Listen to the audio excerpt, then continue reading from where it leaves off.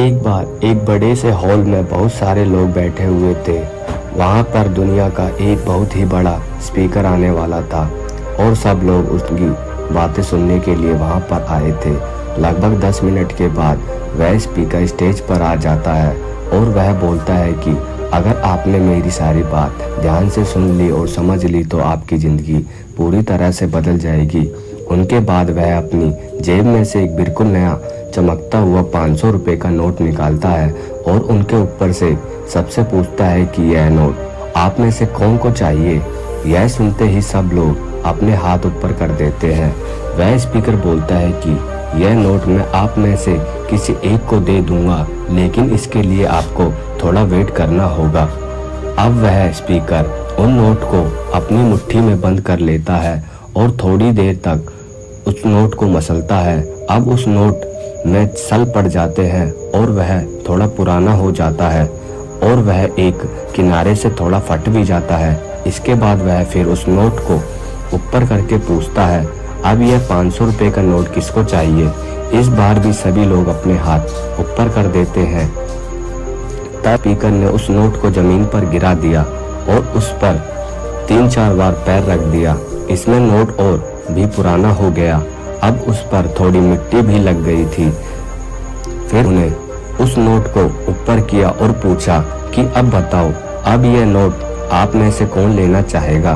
और इस बार भी सब ने अपने हाथ ऊपर कर दिए।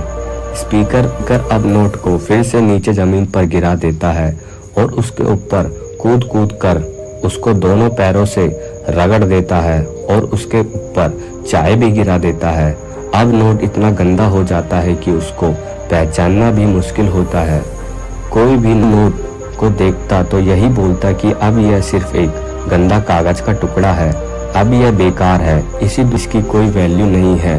स्पीकर ने एक बार फिर नोट को उठाया और ऊपर करके सबसे पूछा, अब इस नोट को कौन लेना चाहेगा। और इस बार भी सब ने ऊपर कर दिए।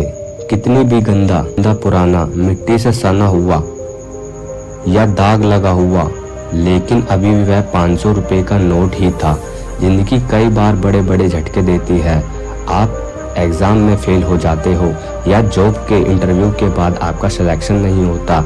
जब आपका बुरा समय चल रहा होता है और आपकी सिचुएशन का सामना कर रहे होते हो, उसके बाद आपको लगने लगता है कि आप असफलता के लायक ही नहीं हैं। आपको लगता है कि दूसरे लोग आपसे बेस्ट हैं और आप किसी काम के नहीं हो, आपकी कोई वैल्यू नहीं है। हमेशा याद रखो, इससे कोई फ़र्क नहीं पड़ता कि आपने कितनी बार सिचुएशन का सामना किया है, आप ज़िंदगी में कितनी बार भी फेल हो, आपकी वैल्यू हमेशा वही रहेगी जो आपने पहले थी। आपका पास कुछ खास है जो दूसरों के पास नहीं है और यह कोई भी आपसे छीन नहीं सकता। अब तक सक्सेस नहीं मिलने से आपकी वैल्यू कम नहीं हो जाएगी। आप अभी भी अपने बारे में कितनी भी लो फील कर रहे हो, उससे कोई फ़र्क नहीं पड़ता। जो लोग आपको अच्छे से समझते हैं वो लोग आपके वैल्यू को उतना ही मानेंगे जितना पहले मानते थे। तो अपनी वैल्यू को समझो और कुछ बड़ा करके दिखाओ।